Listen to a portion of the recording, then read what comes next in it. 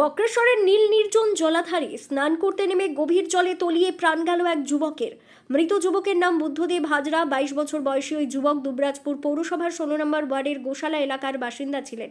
নিখোঁজ হওয়ার পরদিন আজ মঙ্গলবার সকালে জাতীয় বিপর্যয় মোকাবিলা বাহিনীর তৎপরতায় তার মৃতদেহ উদ্ধার করা সম্ভব হয়েছে। স্থানীয় পুলিশ সূত্রে জানা গিয়েছে, গতকাল দুপুর আনুমানিক 3টে নাগাদ বুদ্ধদেব হাজরা, তার দাদা অনিক হাজরা, জ্যাঠাতো দাদা কৃষ্ণ হাজরা এবং জামাইবাবু তাপস হাজরার সঙ্গে নীল নির্জন জলাধারে স্নান করতে গিয়েছিলেন। জামাইবাবু তাপস হাজরা জলাধারের পাড়েই বসেছিলেন, কিন্তু বাকি তিনজন একসঙ্গে জলে নামেন। স্নান করার সময় অসাবধানতাবশত তারা আচমকাই গভীর জলে চলে যান এবং ডুবতে শুরু করেন। বিপজ্জনক পরিস্থিতি লক্ষ্য করে পাড়ে থাকা তাপস হাজরা কাল বিলম্ব না করে নিজের গামছার সাহায্যে তাদের বাঁচানোর আপ্রাণ চেষ্টা করেন। তার তাৎক্ষণিক তৎপরতায় অনিক ও কৃষ্ণ হাজরাকে জল থেকে টেনে তোলা সম্ভব হলেও দুর্ভাগ্যবশত বুদ্ধদেব হাজরা চোখের পলকে জলের গভীরে তলিয়ে যান।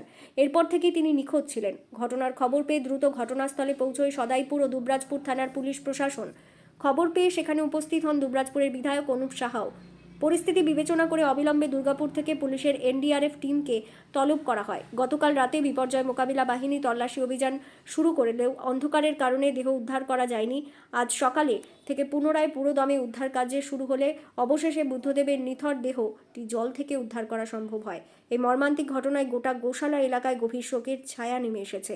পুলিশ মৃতদেহটি ময়না তদন্তের জন্য পাঠানোর ব্যবস্থা করছে। আসতে পারছে না, তারপরে কি বাঁচাও এরকম কিছু বলছিল, কি বলছিল? বলছে অনেকটা বলছে আমাকে বাঁচাও, আমাকে আসো আসো, কেউ আসছেই না।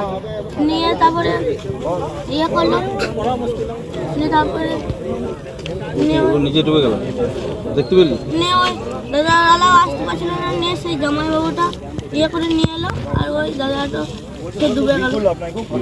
বীরভূমের দুবরাজপুর থেকে লালটু মুখার্জির প্রতিবেদন, বীরভূম রার বাংলা।